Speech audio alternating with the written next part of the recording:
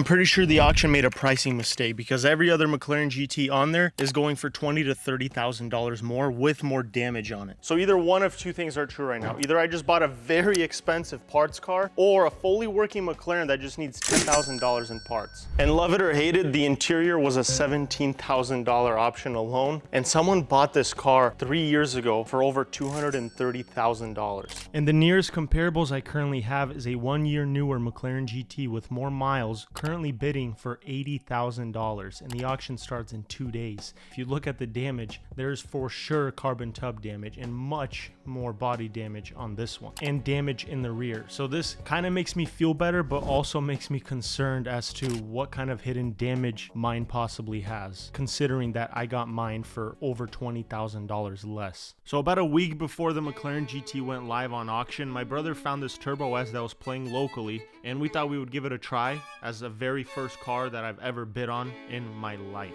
Okay, well, you bid it. I don't freaking know how this works. You just press bid right there. I don't know why I'm worried.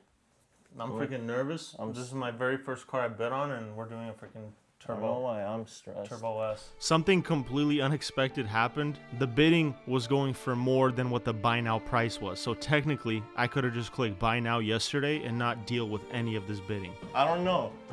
It's 1,000 or more than before.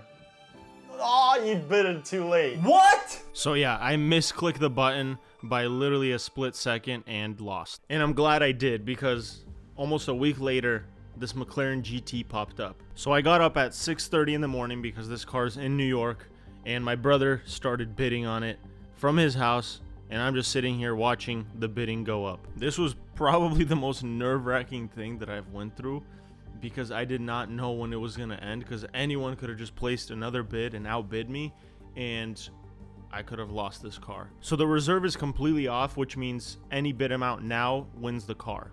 And there was one other person bidding in Florida. Come on. Come on.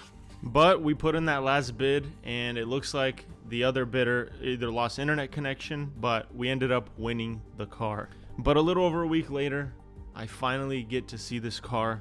It was nerve-wracking this entire time, eagerly waiting for this car to come in to finally see how I got such a good deal on it, or if it even was. And there she is, dangling 10 feet in the air, as if this wasn't already nerve-wracking enough for me. Well, let's go.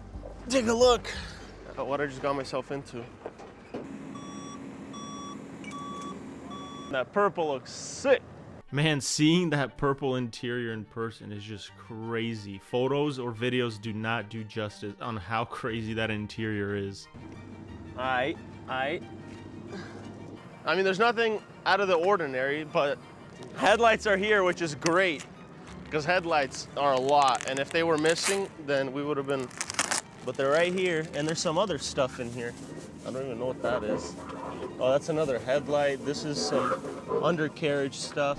Now for the main challenge, getting this thing properly on the trailer without damaging anything else on this car. I don't know if that's good or not, grabbing it like that. The tire is fully dismounted. Dude, the purple brakes look so sick. Oh my goodness, color match brakes. So this car was transported many times using forklifts, and that rear diffuser just got completely destroyed because of it. But we really had no option because this car does not start, run, or drive or anything. So we loaded it up, secured it. We're taking it home, gonna take a look at it and see what possible damages there are, because I still do not notice anything out of the ordinary with it. So we know we're not going to be able to start it without Open the front, I mean. Bro, that's all the tape right here. But how are you going to open it if there's no power? Okay, we can just. You're not going to be able to open it. Oh, here's the issue. Yeah.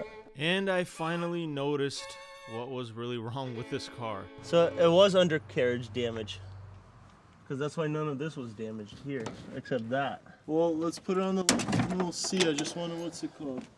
See if it'll turn on. Is that an ECU, Tim? No. The ECU's in the back. This is CCU. Hopefully that doesn't have to get coated. I'm not trying to. Pretty sure that's an arm and a leg. And it sure was an arm and a leg, because a chassis control unit for this McLaren cost $3,600. It has a trim, but it's broken, so we don't need it, technically. I don't know why they gave it to us. Take this garbage out. They should have included that $5,000 battery as well. Well, yeah, there's no way this thing works, Tim. Parts of it is still. Oh, the connector's wrecked too. And out of curiosity, we're gonna toss in some random battery in here and see if it'll actually work. Let's see. Check if ignition's on. Try opening the door. Is anything on? Nope, it's dead. I mean, press the button. Oh, wait, there is power. There is. I see the button light up. Hold on. It is. No, just the ignition. Oh, I don't have the keys in the car. Hold on. So we have power, but nothing is turning on. I think it's because it's locked. Hold on. Bro, is the key battery dead also? There's a specific place you can put the key. Dude, look at this bubble On the. on the inside wheel. Why'd you show me that bubble on the wheel? Stop showing me stuff. Oh, girl. Whoa. Bumped into something. Yeah, bumped into something. This thing has been bumped into quite a bit of things. Let's go. Drive it out. Start it. Drive it out. The brakes are braked up. I'm lucky to get it right now. I'm holding it. It's fine. So yeah, we weren't lucky enough to start this car, so we're just gonna roll it down this trailer. Move your feet from under. Don't put your feet right here. No one put their feet like this. So we unloaded it off the trailer, and we are now jerry-rigging some sort of pyrofuse jumper. And if you don't know what a pyrofuse is, you've been living under a rock. It's pretty much a fuse that blows if you get into a crash. With no access to power or opening the trunk, we decided to look for the secret keyhole to open the rear trunk and see if we can access the engine. Ah, that's not it, folks. Bro. I don't think there's a secret keyhole here, so the only option we have is to try a new battery on the key and see if that'll work. Let's see. Made some noise. Did you unplug it? Did it work? Bro, when I move around this control module, it starts making noise. Oh, it worked. It opened up. Okay, so we got access to it. Now what? What is this thong? Let's see if there's oil in there. Oh, it's still good. Look at that. It looks fresh. That's a huge sign of relief because the oil looks perfect. It didn't start because of the dead key battery. Oh, fudge. Wait, yo. Okay, let me just try. I'm not going to start it. I just want to. Literally. Turn the ignition on. Oh, it works. yeah. It works. Okay, so because of the battery. Wait, no, it just died. There's a beeping noise in the back somewhere. Whatever, just try starting it. It should start. I'm scared. I don't want to start it, bro. Why? Hold on, don't. With the clean looking oil, I still decided to see if I can start it. Now it's dead. Yeah, hold on. Maybe that needs to be closed, maybe to start. No, I don't. No, there's no way.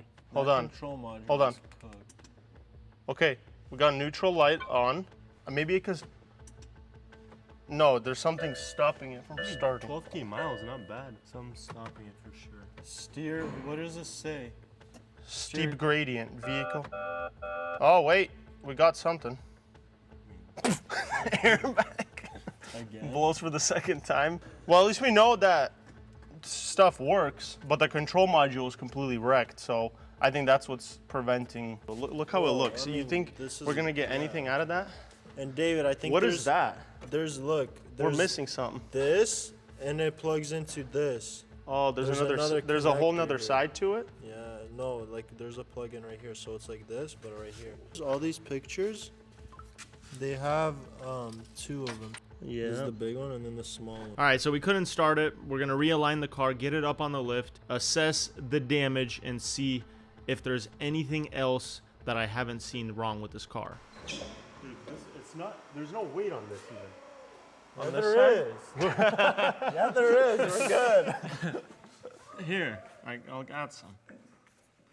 It's good, dude. Trust. The tub looks good though. That's good. But the only problem that I didn't see was this. So we're gonna have to get a new subframe fully. At least it's not that bad. And then we got this rim, the completely destroyed. And I'm sure there was some sort of air brake that goes here, a guide, an air brake guide on both sides that was disappeared. Oh, and the strut is completely bent too. So there's quite a bit extra things that I didn't account for. Well, I did know there was gonna be something, but I didn't know it was gonna be this much more. Bro, look how they painted this. Look. That's McLaren's. That's MSO package. That special MSO. That's how it looks. All right, we need to get the wheels off to take a look at the carbon ceramics, take a look at the suspension, and see if everything's good, because those carbon ceramics are not going to be cheap. Nothing is cheap on this car. Holy crap, bro. Who torqued this thing? Upon my professional assessment, the carbon ceramics do look good, luckily enough. And on this side, that's where the rim was damaged, and the carbon ceramic is still in one piece, which I got very lucky on. And as you remember, all the transporting of this car damaged that rear diffuser. So we're gonna rip it right out of here and see if there's any more possible damage because of all the transportation and all the forks digging up all in there. This one looks crooked too. What? Thing?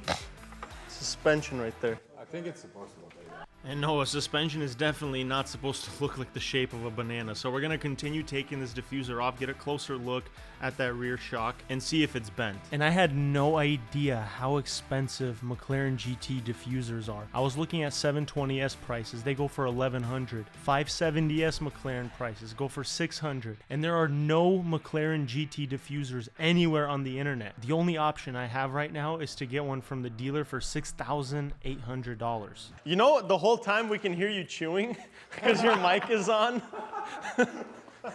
Just sitting there in the background chewing. There's a different one. Coffee? This one's bigger for some reason. We're gonna be talking and all you hear. Okay, so there's like 500,000 bolts in this rear diffuser, but we finally got it off. One final bolt, and we are done. Yo, how long, bro? Done, bro. Okay, so diffuser's off. Oh, what the heck? Yeah, no, there was no. I thought I was gonna save maybe something. The only thing we can save is this light. Check out this exhaust pipe. And yeah, that rear shock is definitely bent, which makes me very curious onto how this car actually got into an accident. It's so confusing. So that leaves us with no choice but to take this wheel off and prepare this rear strut for a replacement. Let's see. Oh my goodness, bro. This one too. So that's 2 for 2 on the rims. 2 of them are destroyed. This one might be repairable, but I'm not even gonna bother. I'll just probably have to get a full new set of wheels for this car, which ends up being a good excuse for me because I kind of wanted some nice aftermarket wheels. This connector, we're gonna need to, when we order this control module, that costs $1,500 at least. We're gonna need one that comes with wires so we can somehow connect this bird nest back together, because there's no saving this at all. And that's probably what's stopping it from starting. No, there's obviously there's the control module. There's 2 methods. We either find a used second-hand one, and we basically find one that is already connected with the computer, and they just snip the wires, and hope that all the wiring is the same. Obviously, But then we'll we have still something need to connect rely it to. here. So this is gonna have to get snipped from like here either way, or these fixed, and then obviously this fixed. But when you're fixing this is like a lost cause. The other issue is that we're gonna have to get a full new subframe because there's a massive crack right here. And now that's the smallest thing. That's the smallest of our worries, because this whole thing right here is completely wrecked. So I'm gonna order a new one and get that also swapped out. But then I think these are bad as well. So that's 2 shocks on the passenger side that are destroyed, and upon further investigation I realized that this cooler in the front has some cracked plastic. So instead of buying a whole new support for this, we decided to plastic weld it together. If it breaks again, we'll replace it, but there's no point of buying a whole new thing for like a small little crack. The damage was even on this side, which was weird. So after plastic welding it together, we're gonna get it installed right back on. We won't be able to fully finish the cooling system because we only have this left side cooler. So we gotta wait for the one on the right to come in before we can fully seal everything off and see if we can even run this car. So I'm going through making sure all the screws are nice and tight, and then installing this little home link sensor for garage openers. So we ordered every single part that we need, well, except like 2 parts that I can't find. This thing here Oh yeah. is literally impossible to find. These fit apparently off of a 720, Same part number, one little difference. but the problem is instead of E1, it's E0, and then this number at the top is like a few digits different. So it's either I risk buying a used one from a 720S for $1,500, or I buy a brand new one for $3,600. So I don't want, and they're still $1,800, $1,700 bucks. I don't want to risk it and buy it and it not work. Because the other problem, they're only selling the module. It doesn't come with any of these connectors. Because I need like at least a chunk of wire so I can go and splice it here. Yeah, buying a scrap wire like this is definitely not going to be possible, especially for this car. But anyway, yeah, this car's sick. We got it started a little bit so we know there's some life in it. Well, we didn't start it. We just ignition. Well, no, like barely ignition went on. start, yeah. So I'm gonna order all the parts, get everything secured. I should get everything pretty quickly, but for now, I mean, there's literally nothing else we can do. I don't want to take anything apart because I'm gonna forget how to put it back and I'm gonna lose everything. We're gonna wait. 2 wheels. Next video though, we're gonna get it started for sure. I don't know if we're gonna have all the parts next video, but at least get it running and hopefully moving because I need to buy new rims. What do you guys think? Should I get the OEM ones or get some other like aftermarket wheels of some kind? I'm leaning towards aftermarket because 2 of them are destroyed. I hope to have these parts in as well and the wiring because that's gonna be the worst to deal with here. Literally the worst. Like it could not have gotten, I mean, it could have gotten worse actually. But yeah, there's a lot of things that I didn't account for to be damaged on here. Like I saw this was bent on the auction photos. I just didn't know that it was like this. All right, well, I'll see you in the next one when we get the parts.